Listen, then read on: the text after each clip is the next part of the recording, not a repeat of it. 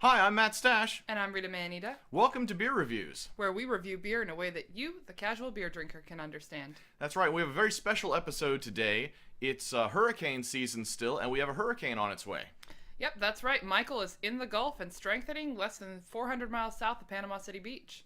So we're doing what any normal Floridian would do in this sort of hurricane situation. Get drunk! That's right, we're drinking beer all day. We've got two giant coolers downstairs that are full of ice and beer. That's our hurricane supplies. We have all the other necessary stuff, phone chargers and what like that. But The beer is the thing that we don't always have. The beer is the thing you have to stock up on. We have the phone chargers. We have the flashlights. Like 60 pounds worth of ice. Yeah. I couldn't stop buying bags of ice. So the other funny thing about this being hurricane season is it's actually October right now, so that means pumpkin beer. Yeah. And we have done a few episodes on pumpkin beers. Look in our catalog. That's right. We have literally done some episodes on pumpkin beers. Literally some. And I was thinking earlier when I was going downstairs to fetch the pumpkin beer that pumpkin beers vary a lot in different styles. Yes, we tend to find that they either favor being very heavy on the spice end of the spectrum, being more like a pumpkin pie, or they're favored heavily on the juice end. Yeah. So they taste like a pumpkin shandy. And it's rare to find anything outside that spectrum. Occasionally you'll see like a pumpkin stout or pumpkin brown ale or something like that. And my first exposure, as you might recall, to pumpkin beer in general was in Orlando in 2006, I guess it was. And it was Shipyard Brewing's Pumpkinhead beer or something to that Which effect. they still make. And I thought of that one sort of as my quintessential pumpkin beer exposure. It tastes like a lager, but it's a little sweet, like maybe an amber lager. And it's, definitely full of the pumpkin spices you'd expect. Pumpkin spice, of course, not being an actual thing, and being a combination of cinnamon, nutmeg, allspice. Jinx, you owe me a beer. So, anyways, look at that. So, speaking of the beer, what are we drinking today? Now, we are drinking the Voodoo Ranger Special Release Atomic Pumpkin from New Belgium. Now, correct me if I'm wrong. Voodoo Pumpkin is a variation. Voodoo Ranger is a variation on their Ranger. Yes. Okay, it's like more hoppy or something. So this is a pumpkin ale featuring cinnamon and habanero chili peppers for just the right amount of heat. Okay. So this is going to be a little bit of a departure. We consider our gold standard to be Foothills Cottonwood Pumpkin, which was a smaller brewery that Foothills then purchased and continues to produce the Cottonwood. And Cottonwood Pumpkin is like the gold standard. There's a couple of others. Magic Hats and Wilhelm Scream. Right. There have been some. King. Yep. I'm a big fan of. King. So there have been some others that have come close, but Cottonwood is our gold standard. I don't think that this is necessarily going to be comparable. I think that's going to be completely different. I agree. So I'm really curious to taste it. I am also very curious. And we will be judging this on our scale of like 5-point scale or whatever it is nowadays. Yep. I think we've added an extra point to it. It used to be like a 4-point scale. It's 5 points or 6 It's points. a drunk point scale. Drunk point scale. Which is when you start drawing a star and then you add an extra vertex. All right, so here I'm going to pour you some.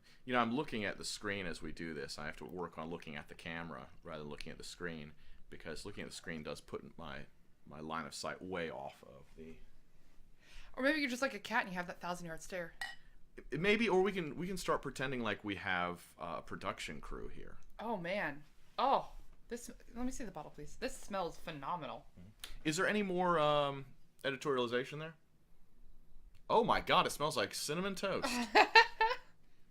Tell me your ABV.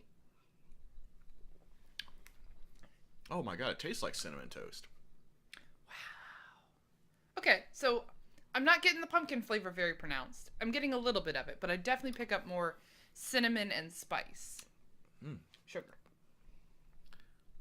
I didn't think I was going to like this. I thought this was going to be like too spicy and too like weird. And you thought it was going to be too spicy for you? Well, I don't like... Okay, here's the thing is I do like spicy food. I don't like habaneros. Habaneros have a specific spice to them. I mean, sure, they have a certain level of spice. And there's stuff that's hotter than habaneros that I actually do like. But habaneros lack the certain flavor that a lot of peppers do. I don't like bell peppers because they don't have enough heat and the flavor shines through too much. I love jalapenos because the flavor is right there and the heat is right there. It's just like perfect balance. Habaneros for me, they just they taste like gasoline and whatever and pain. It's Turpentine. Turpentine and. I am starting to get a little warm in my esophageal region, but I don't hate it. I don't mind it.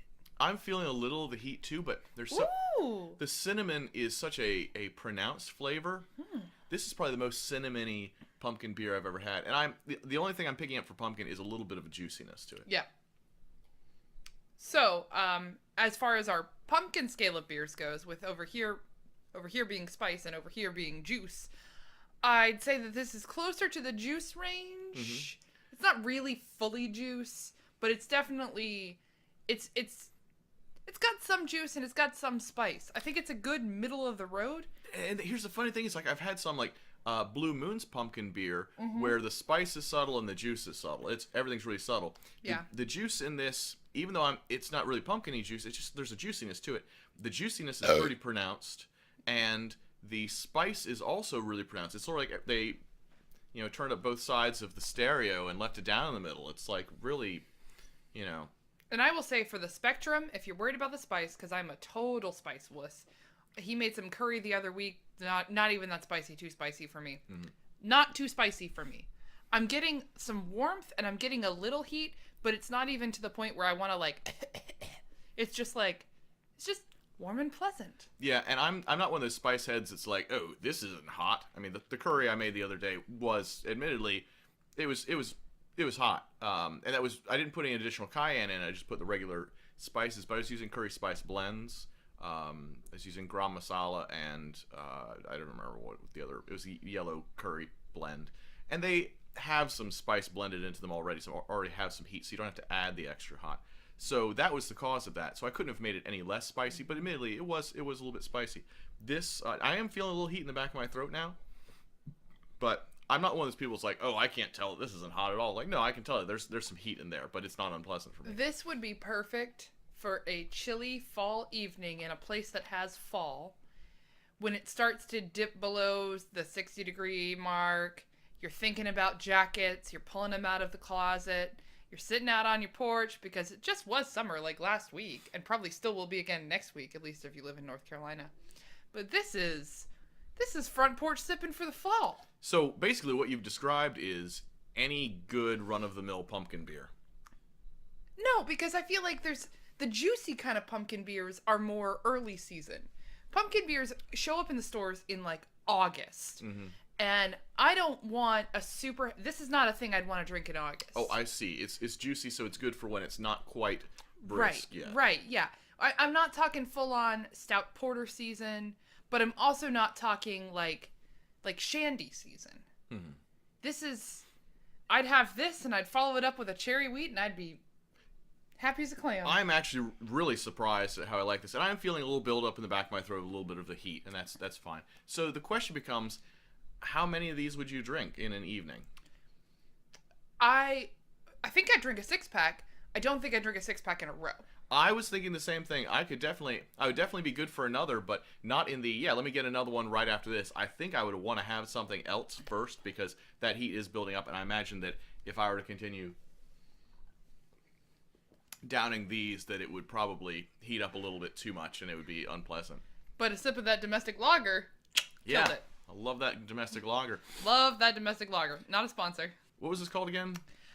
Voodoo Ranger Special Release Atomic Pumpkin. Show them the label one more time. By the way, that ABV, it's 6.4. 6.4 is a respectable ABV. Especially for an ale. Yeah.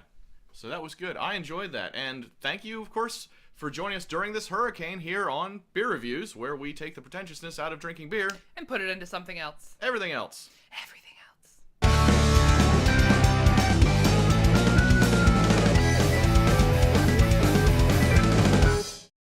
Like coming towards your glass like a zombie, like, dribbling with the cold.